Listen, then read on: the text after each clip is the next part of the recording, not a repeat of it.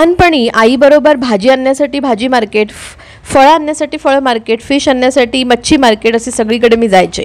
भाजी मार्केट म्हणजे तर पर्वणीच. डोळ्यांना आल्हाददायक वाटायचं. हिरव्यागार भाज्या, हिरव्यागार मिरच्या, पालेभाज्या, लाल बुंद टोमॅटो, रोज पिंक कलरचे कांदे आणि भाजीवाली मावशी नाही तर भाजीवाली भैया. आईचं बार्गेनिंग चालू असायचं आणि आम्ही मात्र सगळ्या भाज्यांना हात लावून स्पर्श करून छान चवीने बघायचो. खरंच ना, डोळ्यासमोर सगळ्या हिरव्यागार भाज्या यायच्या.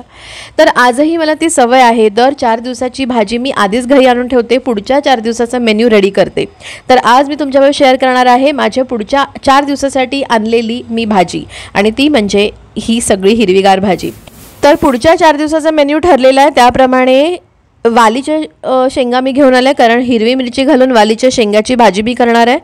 गाजर, काकडी आणि बीट हे माझ्या घरी रोज असतं, पण आज मी काकडी आणि बीट घेऊन आले. हिरवागार असा छोटासाच कोबी, आणि रोज सकाळी मी 1 ग्लास पाण्यात एका आवळ्याचा ज्यूस करून पिते, त्याच्यामुळे आवळेसुद्धा घेऊन आली आहे.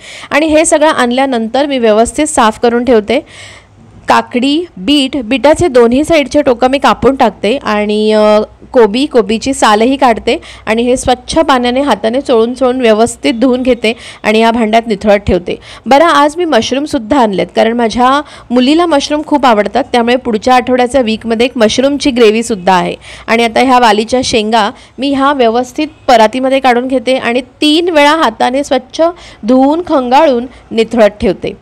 Mushroom me as it is तसंच्या तसं पॅकेट फ्रीजमध्ये ठेवून देते. ज्यावेळी मला मशरूमची भाजी करायची असेल त्यावेळी मी ते साफ करते. ते कसं करते हे मी तुम्हाला लवकरच दाखवेन. तर अशा प्रकारे ही माझी पुढच्या 4 दिवसाची भाजी आणून झालेली आहे, आणि आता मी ती स्वच्छ धुवून निथळत ठेवली आहे, आणि नंतर स्वच्छ कापडाने पुसून पिशवीमध्ये रॅप करून मी ती फ्रीजमध्ये ठेवून देणार. तर अशी होती ही पुढच्या 4 दिवसाची माझी आजची भाजी.